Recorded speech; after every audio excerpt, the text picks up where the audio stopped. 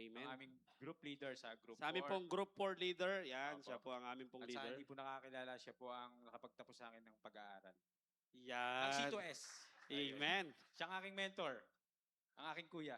Brother Bobby. Bobby De Castro. Hallelujah. Palakpakan po natin. Palakpakan po natin. Sige ba? Ayun, thank you po. It's okay. Okay, magandang Wala gabi kaming po. 100 kaya Bob. Wala kami. Thank you, kuya. Masaya po ba kayo? Naging masaya po ba ang bawat isa?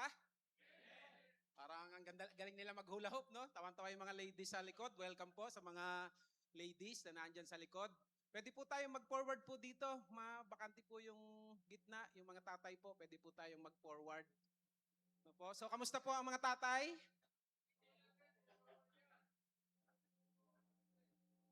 Batiin nyo naman po yung inyong mga katabi. Kamusta po kayo? Kamustahin nyo sila. Okay? Amen. So palakpakan po natin si Lord. Ano po ang nakikita nyo sa picture? Parang walang lumalabas. Dito lang sa akin meron. Yan. Ano po nakikita nyo? Bakal. Ano pa po? Espada. Kita nyo ba? Wow, gold.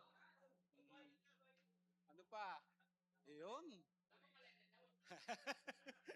Lahat po ng nakita ninyo ay dumaan po yan sa refinery or dumaan po siya sa, hindi naman agad siya naging bakal. Hindi naman agad siya naging espada. Hindi rin po agad siya naging gold bar. May proseso po yan. Pinapakita ko po sa inyo yan para ma-picture out po natin ano ba yung atin pong pag-uusapan. Yung singseng, mga may singseng, suot ng singseng o bracelet or mga anything na jewelry, lahat po yan ay dumaan sa proseso. Naniniwala po ba kayo? Lahat yan dumaan sa proseso? Kahit yung mga tubig no po, sa water station, pag tayo'y bumibili ng tubig, meron po yung filtration o may mga pinagdadaanan. Ang naabutan ko noon na pinagdadaanan na na-filter yung tubig, si Johnny Midnight. Sino nakakakilala kay Johnny Midnight? No? Parang alas 12 ng gabi, gigisingin ako ng nanay ko eh. Bakit po, antok na antok ka pa? Inom ka ng tubig. Anong tubig po yan? Tapos nang magtoning si Johnny Midnight. Nandun pinipilter yung tubig. Nakakagaling daw at kung ano-ano daw ang ginagamit. Yan po sa ginto na ating pag-uusapan, makikita po natin diyan kung paano po, hindi naman agad ganyan. Kagaya po sa atin bilang mga mananampalataya, tayo naman po hindi agad nanampalataya. Tayo naman po ay hindi agad pumunta ng fellowship. Ano po? So, basahin ko lang po, refining processes involve dangerous acids and toxic fumes, requiring proper safety gear and a well-ventilated, preferably outdoor environment. So pag po nire-refine ang gold o anything na talaga pong iniaayos, ganyan po ang ginagawa. Meron pong proseso. Hindi po basta-basta. Meron din po mga ginagamit na nakasuotan, mga safety gears, para po ito ay maiprocess ng maayos. The most commonly used and one of the most accurate methods for refining gold is the fire assay method. This is an industry standard procedure that while reliable is very involved and requires many steps. The process is worth the time and effort it takes. However, because it has been proven to be 20 times more accurate than any other methods, so that's why ang pag-uusapan po natin ngayong gabi ay refining fire. Binigyan ko lang po kayo ng idea kung paano po tayo mag-aaral o paano po natin pag-uusapan about po doon sa refining fire. Basahin ko lang po 1 Peter chapter 1 verse 6-7. Kung meron po kayong Bible, samahan niyo po akong bumasa. Sabi po dyan, wherein ye greatly rejoice, though now for a season, if need be, ye are in heaviness through manifold temptations, that the trial of your faith, being much more precious than of gold that perisheth, though it be tried with fire, might be found unto praise and honor and glory of the appearing of Jesus Christ. Sa Tagalog, na ito ang inyong totoong ikinagagalak. Bagamat ngayon sandaling panahon, kung kailangan ay pinalumbay kayo sa mulit-muling pagsubok.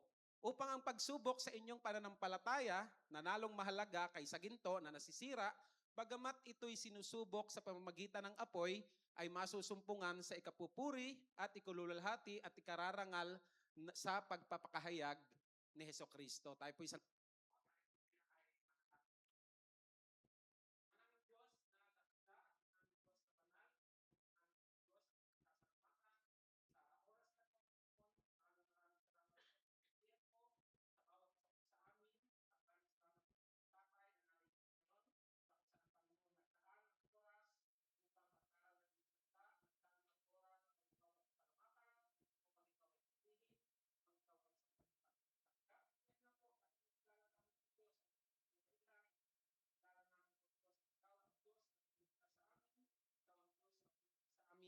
maraming salamat po, Panginoon. At nawa, O Diyos, sa gabing ito, pakalinisin mo po kami sa aming mga karumihan, sa aming mga pagkakasala, Panginoon. Patawarin mo po kami, O Diyos, upang ang gabing ito, O Diyos, ay maging karapat-dapat po kami na makinig ng iyong salita. At nawa, Panginoon, wag lamang po kami maging tagapakinig, kundi tulungan mo rin po ang bawat sa amin na kami po ay maging tagagawa ng iyong salita. Kami po ay magkaroon ng puso na masunurin, Panginoon. Kami po, Panginoon, ay magkaroon ng submissive heart. At nawa, Panginoon, tulungan mo ang bawat sa amin na kami po ay ma-refine bilang isang mga mananampalataya, mawala po ang mga bagay na ayaw mo gawin namin, kundi ang dumating sa amin, Panginoon, ay mga bagay, Panginoon, na nais mong ipagawa, maging masunurin ang bawat isa, Panginoon. At nawa sa gabing ito, O Diyos, sa amin pong salita mo na pagbubulay-bulayan, patuloy po nawa itong maging kalakasang espiritual ng bawat isa at ang mga apoy sa aming puso, Panginoon, sa iyong salita ay patuloy na mag-alab, Panginoon, at may pamuhay namin ang iyong salita, Panginoon. Bilang mga mananampalataya, bilang mga tatay ng aming tahanan, gamitin mo po ang bawat isa sa amin pong kinagagalawan, Panginoon, na paligid. Nawa, Panginoon, ikaw po ang maitaas, makita sa amin ang iyong kadakilaan, makita sa amin, Panginoon, ang iyong liwanag, O Diyos. Maraming salamat po at hinihiling po namin ang iyong pagsama sa aming pong pag-aaral na ito. Bless mo po ang bawat isa, tulungan mo po kami, Panginoon, at maging ako, Panginoon, na iyong mensahero. Nawa, Panginoon, ikaw lamang po ang makita at ang salita mo lang po ang patuloy na maging mamutawi sa aking bibig at maging makapangyarihan po, Panginoon, ng iyong salita, pagkatunay nga po na itong iyong salita ang nakakapagpabago ng aming mga buhay. Maraming salamat po, patuloy mo po kami samahan, ang presensya mo po ang patuloy naming hinihiling sa oras na to. In Jesus' name we pray. Amen. Amen. Palakpakan po natin si Lord, no? Okay, basahin ko po muli. Fire is a powerful force that can both destroy and purify. In the same way, the fire of God's presence can refine us, removing impurities and making us stronger. Just as gold is tested by fire, our faith is tested by trials and challenges. But don't be afraid, for God's fire is not meant to consume us, but to purify us, making us more like Him. Apat lang po ang puntos na ating titingnan. Mabilis lang po, bago pa umakyat ang gwardiya. Ano po, anong oras na ba? 7:00. So, 7 o'clock. Dati sa premiere, no, meron tayong relos eh. Ewan ko ngayon dito sa atin sa Vista Mall, bakit walang relos na natitingnan. But anyway, apat na puntos lamang po ito. Fire represents God's presence. In the Old Testament, God often revealed Himself through fire, burning bush, pillar of fire, consuming sacrifice. Sabi sa Hebrews 12:29, for our God is consuming fire. Fire remind us that God is holy. Ano po? Alam po ba natin, no, na ipinapaalala po sa atin ng salita ng Diyos na ang Panginoon po ay banal, makapangyarihan, at purifying. Ano po? Yan po, pag binasa po natin ang salita ng Diyos, yan po ang makikita natin sa ating Panginoon. Siya po ay banal, siya po ay makapangyarihan, at ang salita po niya ang nakapag-purify sa bawat isa po sa atin. Kaya tayo po, no, bilang mga mananampalataya, kung tayo po ay lack of reading the Word of God, paano po tayo mapupurify? Kung tayo po ay hindi nagbabasa, nag-aaral ng salita ng Diyos, paano natin makikita ang kabanalan ng Diyos? Paano natin mararanasan ang kapangyarihan ng Diyos? Lahat naman siguro sa atin dito, no, naranasan na ang kapangyarihan ng Diyos. Sino yung nakaranas ng kapangyarihan ng Diyos? Sa iba't ibang kaparaanan. Sa karamdaman mo, pisikal, sa relasyon mo sa iyong pamilya, sa pangangailangan mong financial. No po, may mga paraan po ang Diyos. May mga paraan po ang Diyos para po siya ay ating maranasan. Nakikita po natin, siya ay banal, kaya po tayo ay sinisikap po natin na maging banal dahil tinutularan po natin ang Panginoon. Ano pa? Number 2, nawala ang aking monitor. Fire purifies. Okay? Fire removes impurities. Yun, thank you po, bumalik. Gold is refined in heat. Trials may feel painful, but God uses them to, number 1, shape our character. Kasi sa atin po, no, pagka walang trials, it seems everything's okay. Parang hindi ko kailangan ng Diyos. Hindi ko kailangan ng kapatiran. Hindi ko kailangan ng fellowship kasi everything's okay eh. Wala namang problema eh. Pero bakit nagkakaroon ng trials? Dahil sinusubok ng Diyos, paano ba tayo bilang mga mananampalataya, paano na shape yung ating character? No? Pag tingin natin, akala natin, alam na natin lahat. No? Akala natin, marunong na tayo. So minsan gumagamit ang Panginoon ng iba't ibang tao na nakakasalumuhan natin para tayo ay ipahiya. Kasi alam natin, marunong na tayo. Naalala ko no, yung isang kwento, isang testimony sa Maine, si Kuya Bong Monforte. Nung daw siya parang ang pagkakakwento niya, siya ay isang accountant. Nasa magandang kumpanya. Tapos nung daw siya ay napunta ng COG, sabi daw ni Pastor Anthony sa kanya, sumama ka sa mga taga-admin. Magbibisitation kayo. Sa isip-isip daw niya, bakit dito ko pinasama? Bakit doon sa mga nag-aayos ng mga upuan, nag-aayos ng simbahan, bakit doon ako pinasama? Disappointed siya. Kasi ako, accountant ako. Kumbaga marunong ako, but yung mga kasama ko parang, ba't doon ako sinama? But anyway, yun ang sabi sa kanya ni Pastor Anthony, sama daw siya. Pero yun ang nasa isip niya. Sama daw siya. Pagsama niya, nung nagsalita na daw yung mga admin, aid, nang nag-share ng Word of God, nag-evangelize sila, nagulat siya. Ang gagaling daw magsalita. Diba? Ang gagaling daw sa salita ng Panginoon. So na-realize niya na ipinahiya siya ng Panginoon. Nag-pray daw siya, sorry Lord, tiningnan kong mataas ang aking sarili. Pero yung ginagawa nila, hindi ko kayang gawin.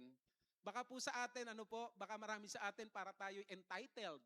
Na baka tayo'y ganito, tinitingnan natin ng mabababa yung ating kasama po sa simbahan. Huwag po natin gawin yon. Kaya sabi ng Panginoon, sinishape yung ating character. Tayo po ay itinutuwid ng Panginoon. Ano pa? Burn away pride. Sino po yung matataas ang pride? Meron akong nakita ini-interview no, mag-asawa. Sabi nung host, pag nag-aaway po kayo mag-asawa, sino po ang nauunang maghingi ng sorry? Sabi nung lalaki, kailan ba nangyaring mauna ang babaeng humingi ng sorry? Tawanan yung audience. No? Baka po tayo'y ganun sa ating mga misis. Na po, sabi nung isa, hindi ako takot sa misis ko. Wow, amen. Bakit? Takot na takot. Kidding aside, makikita po natin yung pagbaba po ng ating pride. Kung tutuusin, di ba, ang hirap namang, halimbawa, sa mag-asawa na lang, wag na natin palayuin. Pag magkaaway kayo ng mag-asawa, kahit ikaw ang tama, titingnan mo ng asawang babae, siya ang tama, ang hirap magpakumbaba. Pero kung tayo po ay puspos na banal na espiritu, tayo yung nag-i-initiate. Kahit hindi na kasi pinag-uusapan dito kung sino yung tama at mali or kung sino yung mali. Pinag-uusapan na po dito kung paano dapat kayo magkasundo. Kung sino po ang mauunang magpakumbaba. Kasi mga mananampalataya po tayo. Sige po, palakpakan po natin si Lord. Mga mananampalataya po tayo, hindi dapat po makita sa atin yung kataasan ng pride. Totoo po ba mga tatay, bilang mga tatay, mahirap po bang lunukin ng pride? Lalo na't bareta, Mahirap po talaga, sa mga tatay kasi isip natin, entitled tayo I'm the leader of this house. Diba? Kailangan ako talaga, mali o tama man ang desisyon ko, ako ang masusunod. Hindi dapat po ganon. Kailangan po yung ating pride na tututupan nating ibaba. Kagaya po ng ginawa ng Panginoon, yung kanyang mga alagad, hinugasan po niya ang mga paa, nangangahulugan lang po ng pagpapakumbaba ng Panginoon. Kaya po tayo, bilang mga tatay, gayahin po natin kung ano po yung ginagawa ng Panginoon. Magpakumbaba po tayo. Ano pa? Strengthen our faith. Nakakapagpatibay po ng ating pananampalataya. Pinupurify tayo ng Panginoon o ng salita ng Panginoon. Sino po ba dito ang pag nagbasa ng Biblia ay parang on fire ka? Diba? Pag nabasa mo, talagang gusto mong ibahagi sa iba na kung paano nung tayo yung mga sinagot ng ating mga asawa, yung mga niligawan nating mga asawa ninyo, nung kayo sinagot, halos ikwento nyo sa pamilya nyo, sa mga kaibigan nyo, oy, sinagot na ako nung nililigawan ko, lilibre ko kayo, ititreat ko kayo, kapi tayo, lilibre ko kayo. Sinagot na ako nung nililigawan ko. Ba, saya-saya natin kung merong nakaranas po sa inyo ng ganon. Kasi baka yung iba, hindi naman ganon ang naranasan. Baka lungkot na lungkot yung iba. Pikot. No, kung ganon ang naranasan natin, ikinukwento natin. Kaya pala marungkot si Kuya Eric, iba pala yung karanasan niya. Diba? So, ibig sabihin lamang, ano po, pag tayo po ay sumusunod sa ating Panginoon, nag-aaral po tayo ng salita ng Panginoon, lumalakas po yung ating pananampalataya. At kung paano tayo naging masaya sa piling ng Diyos, sa ginawa sa atin ng Diyos, marapat dapat lamang po natin na ito ay ibahagi sa iba. Kasi mag-uumapaw yan hindi mo mapipigilan. Dapat ibahagi mo sa iba. Ngayon, kung hindi mo ibinabahagi sa iba, tanungin mo ang sarili mo. Ako ba'y totoong may galak na ako'y iniligtas ng Diyos? Kasi ang taong may galak, ang taong masaya sa ginawa ng Panginoon, hindi maaring hindi mo to sasabihin sa iba. Kagaya nung lesson natin, no, last Wednesday, Samaritan woman. Dahil sa sobrang galak niya, tumakbo siya, nagtatalon siya, at ibinalita ang kabutihan ng Diyos. Ano po? Next. Nawawala. Ay, sorry. Yan. Don't run from the fire. Let it refine you. Kaya kung po tayo sinusubok ng Panginoon, kung tayo po may mga hardships na pinagdaraanan, wag po nating takasan, wag po nating takbuhan. Kundi po ito'y tanggapin natin. Tingnan po natin na tayo po ay gusto ng Diyos na matuto. Gusto ng Diyos na tayo po ay lumago. Number 3, bilis, no? Sabi ko sa inyo, mabilis lang. Fire ignites passion. Okay, Jeremiah chapter 20 verse 9, His word was in my heart like a burning fire. Tayo po ba pag nagbabasa tayo ng salita ng Diyos, ano pong nararamdaman nyo? Di ba parang ako nangyari po, no? Nagbabasa ka ng salita ng Diyos, lagi tayong hinahamon ng ating Kuya Jerry na tanungin mo yung mga kapwa mo, anong chapter ka na? Di ba? So chapter na ang basa hindi lang verse. Ako dati verse lang magbasa no? Nahamon ako sa mga salita ng Kuya Jerry sa encouragement sa atin na chapter.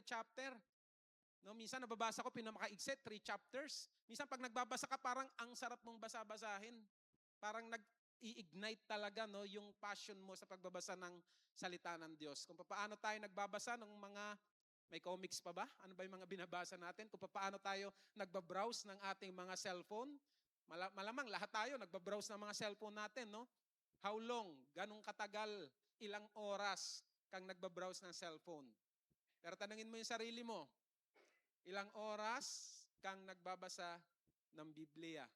Sabi sa Joshua 1:9, day and night, araw at gabi. So tayo malamang no sa mga tatay kasi nga tayo ay naghahanap buhay, pwedeng umaga, pwedeng sa gabi, pero sabi ni Jeremiah no, His word was in my heart like a burning fire. Naramdaman niyo na ba 'yon? Ako no, pag binasa ko yung John 3:16 nung ako po'y bagong mananampalataya, yan po yung naging aking life verse. Pag binabasa ko siya, gustong-gusto kong ibahagi sa iba. Kasi alam ko yung pagmamahal ng Panginoon. Doon pa lang sa verse na yon, kitang-kita mo na kung paano ka minahal ng Diyos. Kaya po sa ating mga bisita, pag binasa nyo po yung John 3:16, meron naman po kayo makikita sa Bible nyo sa inyong cellphone. Meron kayong apps kung kayo'y familiar sa Bible doon sa mga bisita. Basahin nyo po yon, makikita nyo po yung pagmamahal ng Diyos. No, sapagkat gayon na lamang ang pag-ibig ng Diyos sa iyo, sa atin. Kaya po ang Panginoong Hesukristo namatay para sa akin, para sa iyo, para sa inyo. At kung tayo'y maniniwala sa sampalataya, ang sabi po doon, hindi ka mapapahamak. Saan? Sa impyerno. Kundi magkakaroon ng buhay na walang hanggan sa langit. Yan po ang sinasabi ng Panginoon. So, fire ignites passion. When the Holy Spirit fills a believer, Passion replaces fear. Takot ka ba mag-share ng salita ng Diyos? Takot ka ba na sumubok? Baka ikaw ay i-reject. Takot ka ba na mag-ministry? Baka ikaw ay hindi fit dito. Takot ka sa maraming bagay kaya ayaw mong subukan. No, may isang kwento ang hari, sabi nung hari, parurusahan kita, yung kanyang kawal na nagkasala. Ang parusa mo, papipiliin kita kung anong gusto mo. Nakikita mo tong taling to, bibigtihin ka dyan. O kaya nakikita mo yung pintong yon, pumasok ka doon. Anong gusto mo? Sabi nung kawal, nakakatakot naman yung pinto. Sobrang dilim. Nakakatakot naman pumasok doon. Mahal na hari, sige, dito na lang ako. Bigtihin nyo na lang ako. Marami sa atin, no, baka ganun, ayaw sumubok dahil natatakot. Mas gugustuhin pang mamatay nang walang kalaban-laban kaysa sumubok doon sa nakakatakot sa ating pakiramdam. Kung lagi po tayong natatakot, paano po tayo makakapagbahagi ng salita ng Diyos? Kaya sabi na po, kung tayo po ay puspos ng banal na espiritu, passion replaces fear. Yung takot natin, magiging passion natin. Kung takot tayo mag-share ng Word of God, takot tayong lumabas sa ating comfort zone, dahil tayo'y nag-aaral ng salita ng Diyos, dahil tayo'y puspos ng banal na espiritu, nawawala po yung ating takot. Naranasan nyo na po ba yan? Sino nakaranas ng ganyan? Dati takot ka, pero ngayon dahil alam mong sinasamahan ka ng Diyos, malakas ang loob mo. Ano pa? Boldness replaces silence. Marami pong tahimik. Nakilala mo, tahimik, no? Naalala ko dati, no? Banggitin ko lang, si Kuya Alan Pacifico, kaklase ko yan sa CLDP. No? Laging sinasabi niyang ni Ate G, mahiyain, ayaw magsalita kung hindi mo tatanungin. Pero nakita nyo ngayon, no? Nasa harap, tumutugtog, sumasama sa mga Bible studies, C2S. So nababago, no, yung ating katahimikan, nawawala, nagkakaroon tayo ng tapang, nagkakaroon tayo ng boldness kung tayo po ay puspos ng banal na espiritu. Paano mangyayari na tayo mapuspos ng banal na espiritu? Kailangan po natin na mag-aral po ng salita ng Diyos. Kailangan po natin ilapit ang ating sarili sa ating pong Panginoon. Ano pa? Love replaces coldness. Kung tayo po ay walang pagmamahal sa ating kapwa, wala tayong pagmamahal na nararamdaman, pero kung tayo po ay puspos ng banal na espiritu, wala po tayong hindi mamahalin. Yung kaaway natin, tinuturo sa atin ng Panginoon, love your enemy, love your neighbor. Ano pa? No? Meron dalawang magkapatid laging nag-aaway. Meron ba kayong mga kapatid na lagi niyong kaaway? Baka meron, no? Lagi silang nag-aaway, wala silang mapagkasunduan. Nadaanan sila ng pastor, bakit kayo nag-aaway?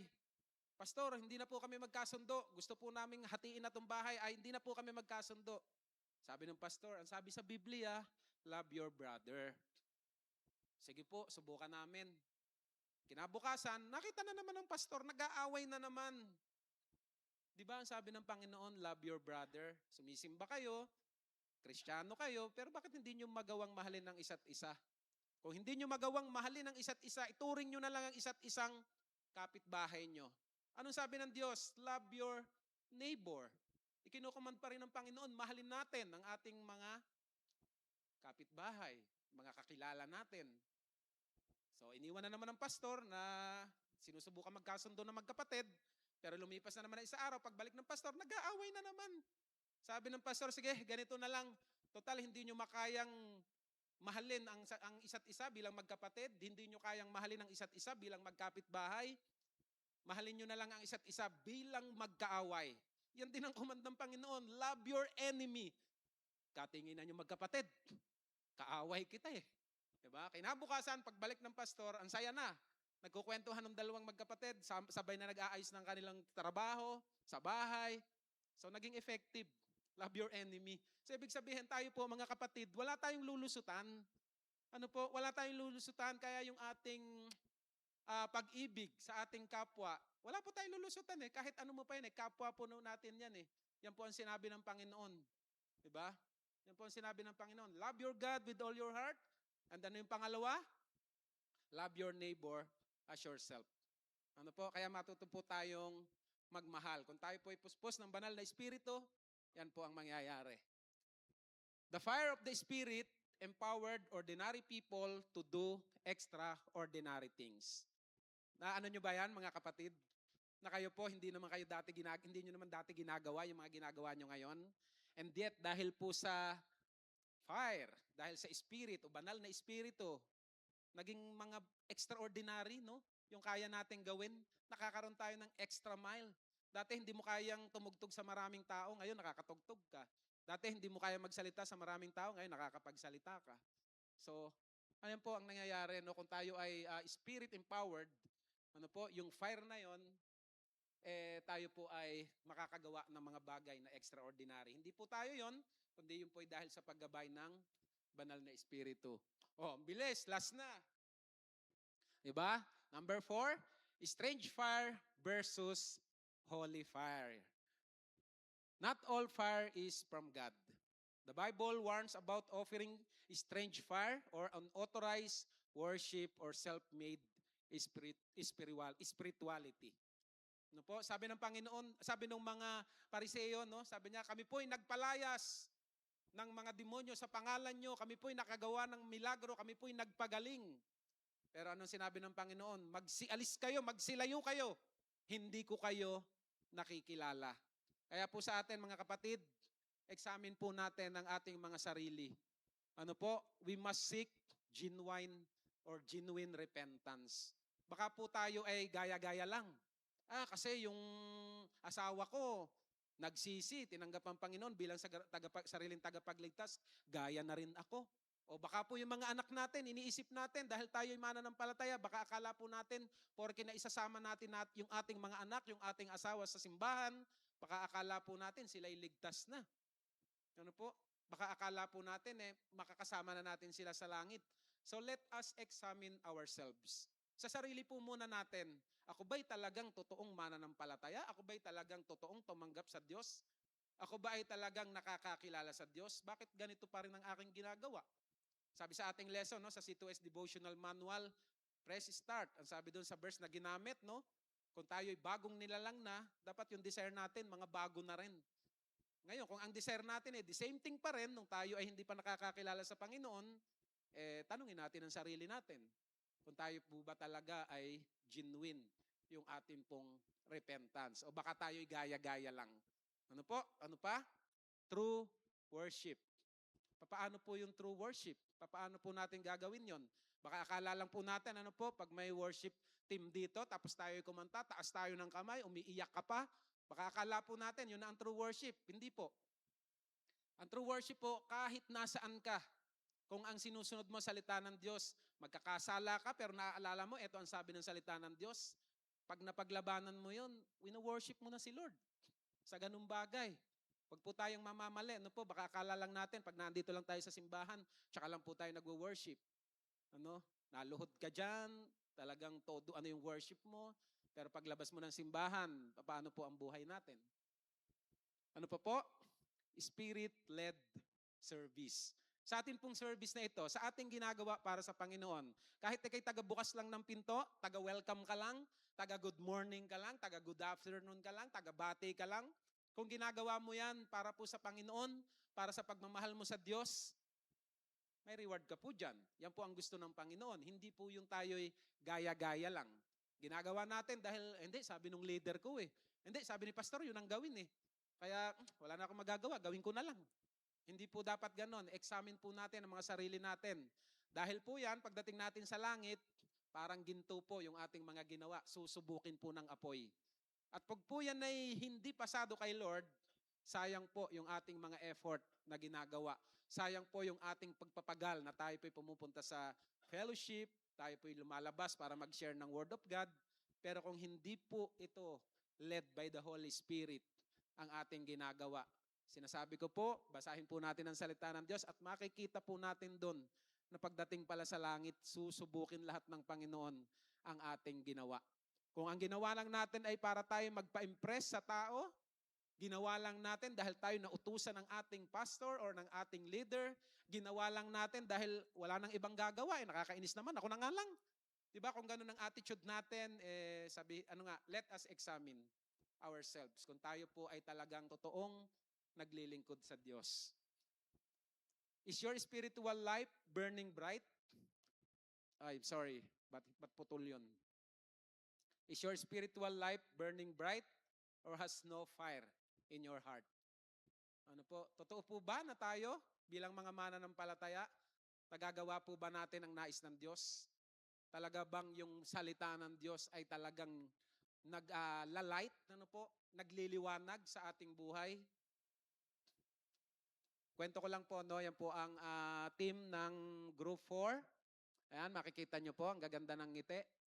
Pero kung yan, last Saturday lang po yan, every other Saturday po, ang Group 4 po ay nagkakaroon kami ng meeting. Ang dahilan po ay unang-una, bawat bahay po ng mga miyembro ng Group 4, pinupuntahan po namin. Bakit? Para makita po natin, makilala natin kung saan sila nakatira, kanyang pamilya. At pagkatapos po noon, kung saang bahay po kami naandoon, yung mismong may bahay, siya po ang nagsishare ng word. Nagde-devotion po ba? After po ng devotion, nagkakaroon ng kwentuhan, kainan, kasama na, no, kapihan, hindi mawawala. Last Saturday, kila Kuya Louie po kami sa Balubad. Sa pamamagitan po niyan, ano po, kami po, after ng devotion, iikot po yon, nagkakaroon kami ng reflection, nagkakaroon po ng insights ang bawat isa. May napatapat kami sa isang bahay ng isang grupo. Sabi niya, Kuya Bobby, nakakatuwa naman tong ginagawa natin. Hindi po ako sanay magsalita sa maraming tao. Pero nung ginagawa po natin to ng tuloy-tuloy, nakuha niyang mag-share ng Word of God. Nakuha niyang magsalita. Nailabas niya yung gusto niyang sabihin. No? Nailabas niya yung mga bagay na parang ang hirap ilabas noon. So sa pamamagitan po ng aming ginagawa, mismo po sa loob ng grupo, natitrain po yung bawat isa na mag-share ng Word of God. Aside po doon, sa aming po mga insight, meron din po kaming nalalaman na personal sa buhay ng mga bawat tao. Yung fire po nila sa kanilang puso, kahit malalayo pa, galing trabaho, no po, yung iba, pero umattend po, naandyan pa rin po. Sabi ko nga sa inyo, every other Saturday, ginagawa po namin yan. Pagka po kami nagkukwentuhan na, akala nyo lahat nakangiti, ano po? Akala nyo lahat walang dinadala at masaya. Pero bawat isa po sa kanila may dinadala. Iba-iba po ang kanilang dinadala. Merong nagkwento po dyan sa kanyang physical na karamdaman na parang nanghihina na siya, parang gusto nang sumuko. Pero dahil po sa kapangyarihan ng Panginoon, sa pagmamahal niya sa Panginoon, ayaw niya sumuko, tuloy pa rin ang paglilingkod sa Panginoon. Meron dyan, matatagal ng mananampalataya, pero pag nagkwento, nakakaranas pa rin po sila ng panghihina. Kagaya po ng bawat isa sa atin, nakakaranas po tayo ng panghihina. Pero dahil po tayo ay grupo, nagkakaroon po tayo ng palakasan sa isa't isa. Naririnig po natin yung mga buhay nila, kung papaano po ang Panginoon ay kumilos sa kanila, kung papaano po ni-refine ng Panginoon ang buhay nila. Makikita po natin na kahit ayaw na nila, kahit napapanghinaan na sila ng loob, pero dahil sa pag-i-encourage ng bawat mananampalataya, dahil sa kapangyarihan ng Diyos na nagko-convict sa kanila, nagpapatuloy po. Nagpapatuloy po sila. Kaya ako po, no po, personally, as a leader po ng Group 4, ito po sa mga katatayan na ito, ako po ay masaya. Ako po ay nagpapasalamat sa Panginoon. Dahil kahit malalayo, pag pinatawag natin, alam naman nila every other Saturday, sila po ay dumarating. At sila po ay natututo. Yung mga iba dyan, no, kung kilala nyo sila, meron dyan mga tahimik eh. Meron dyan hindi mga masyadong nagsasalita. Pero pag kayo'y nag-share-share para kayong magkakabarkada, isa po sa agenda namin yon na magkaroon po ng closeness yung bawat katatayan sa amin pong grupo. Siyempre sa lahat, ano po, sa bawat isa. Pero siyempre, meron tayong mga kani-kaniyang ginagawa. So kaya po ako nag-set ng every other Saturday po, nagmi-meeting po kami.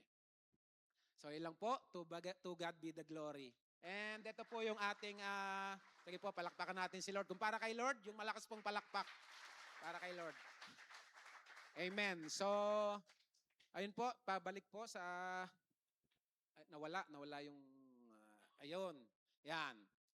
Ano po, yan po yung ating pagmimitingan, ano po, or pagmimitingan, I'm sorry. Pag-uusapan po sa ating small group. Nahilingin po natin na yung fire po, kung kayo'y nanghihina na, kayo'y parang paayaw na, panalangin po natin yung isa't isa na muli magbalik po, no? Yung ating fire sa ating pong puso, magbalik po yung ating kauhawan para po sa pagbabasa ng salita ng Diyos at paglilingkod sa Panginoon. At hilingin din po natin mai-purify ni Lord yung ating mga puso at tayo po'y mapuspos ng banal na Espiritu. Sige po, bago po tayo small group po muna tayo. So bago po tayo mag-small group, siguro po pikit po muna tayo, manalangin po muna tayo. Ama namin Diyos na banal, na dakila, maraming salamat po sa iyong salita na amin pong napagbulay-bulayan. Maraming salamat po sa oras na to, na kami po Panginoon ay patuloy mong pinapaalalahanan, na nais mo po Panginoon na ituwid ang aming mga gawain, nais mo po ituwid ang aming buhay, at tulungan mo po kami Panginoon na ang fire sa aming puso, patuloy po itong mag-alab, patuloy naming maipadama ang aming pagmamahal sa iyo, O Diyos, maging ang aming pagmamahal sa aming kapwa. Tulungan mo po kami Panginoon na magkaroon ng passion, O Diyos, na ibahagi ang iyong salita. Tulungan mo po kami Panginoon na magkaroon ng katapangan, tulungan mo po kami Panginoon na magkaroon ng pagmamahal sa aming kapwa, na patuloy namin na maibahagi ang iyong salita, ang iyong pagmamahal sa aming kapwa. Maraming salamat po, O Diyos, sa iyong mga salita na iyo pong aabot sa amin, na patuloy na nagre-remind sa amin, Panginoon, kung gaano mo kami minahal at kung gaano mo kami, Panginoon, pinupurify. Maraming salamat po. Tulungan mo po kami, Panginoon, na magpasakop sa iyo, mag-submit sa iyo. Pagkatunay nga po, Panginoon, alam namin ang aming mga hardship na pinagdaraanan, ang mga pagsubok na aming pinagdaraanan. Ito po ay iyong ginagawa para po kami ay mas maging matibay, para po kami, Panginoon, mas matuto, at para po ang buhay namin ito ay patuloy mong magamit sa kaluluhati ng iyong pangalan. Maraming salamat po. Lahat po nito ay daming dalangin sa matamis na pangalan ni Jesus. Amen. Sige po, grupo po tayo. Siguro po 2 or 3. Small group.